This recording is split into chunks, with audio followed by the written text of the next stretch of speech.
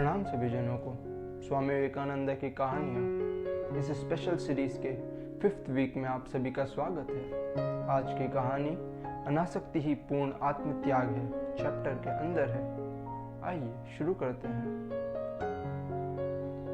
भारत में व्यास नामक एक बहुत बड़े महापुरुष हुए। वे एक बहुत बड़े ऋषि थे और वेदांत सूत्र के प्रणेता के नाम से प्रसिद्ध हैं। उनके पिता ने पूर्णत्व प्राप्ति के लिए बहुत यत्न किया, लेकिन वे असफल थे।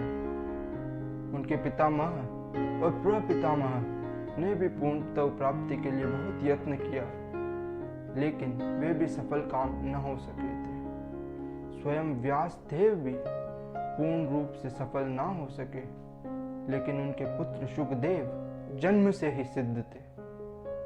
व्यासदेव अपने पुत्र शुक को तत्व ज्ञान की शिक्षा देने लगे और स्वयं यथाशक्ति देने के बाद उन्होंने शुकदेव को राजा जनक की सभा में भेज दिया। राजा जनक एक बहुत बड़े राजा थे और विदेह के नाम से प्रसिद्ध हैं।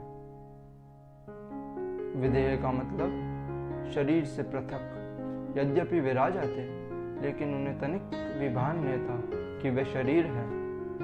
उन्हें हमेशा यही मालूम था कि वह एक आत्मा है।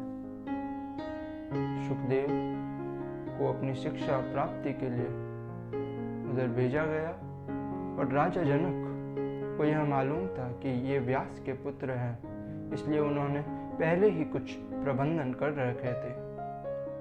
जब बालक राजमहल आए तो उन पर संतरियों ने कोई विशेष ध्यान न दिया, केवल उन्हें एक आसन पर बैठने के लिए दे दिया। जिस आसन पर वे 3 दिन लगातार बैठे रहे और उनसे किसी ने ये तक न पूछा कि तुम कौन हो, कहाँ से आए हो। बालक शुकदेव एक बहुत बड़े ऋषि व्यास के पुत्र थे, जिनका देश भर में सम्मान था। वे स्वयं भी बहुत प्रतिष्ठित थे, लेकिन परंतु फिर भी उन संतरियों ने उन पर कुछ ध्यान न दिया। फिर अचानक राजा के मंत्री और बड़े बड़े अधिकारी ने आकर उनका एकदम स्वागत किया। वे अंदर सुशोभित गृह में लिवा ले गए, इत्रों से स्नान कराया, सुंदर वस्त्र पहनाए और इस प्रकार 8 दिन तक हर प्रकार की विलासिता में रखा।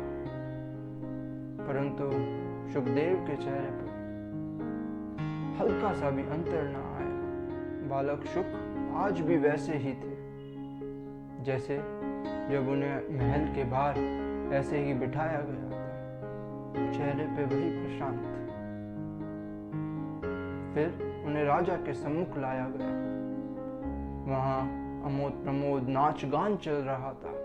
राजा ने बालक शुक के हाथ में लबालब दूध से भरा हुआ प्याला दे दिया और कहा, जाओ इस दरबार के 7 बार प्रदक्षिणा कराओ, परंतु याद रहे दूध का एक बूंद भी गिरे नहीं। बालक शुक ने वह प्याला ले लिया और उठे।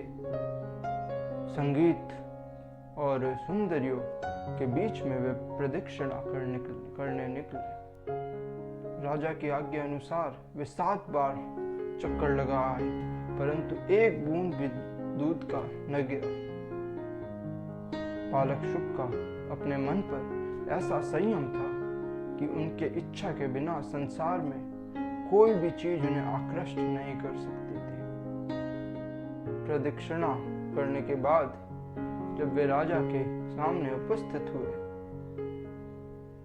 तो राजा ने उन्हें कहा, वत्स, जो तुम्हें तुम्हारे पिता ने सिखाया है, जो तुमने स्वयं से सीखा है, मैं उसकी मात्र पुनरावृत्ति कर सकता हूँ।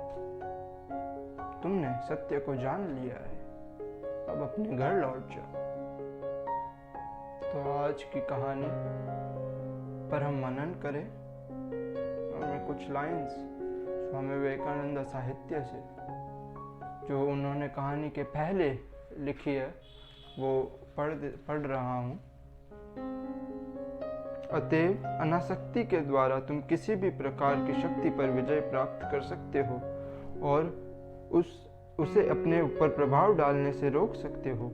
यह कह देना बड़ा सरल है कि जब तुम किसी चीज को अपने ऊपर प्रभाव न डालने दो तब तक वह तुम्हारा कुछ नहीं कर सकती, परंतु जो सचमुच अपने ऊपर किसी का प्रभाव नहीं पड़ने देता तथा बाहर के जगत के प्रभावों से जो न सुखी होता है न दुखी, उसका लक्षण क्या है? वह लक्षण यह है कि सुख अथवा दुख में उस मनुष्य का मन सदा एक सा रहता है। सभी अवस्थाओं में उसकी मनोदशा समान रहती है।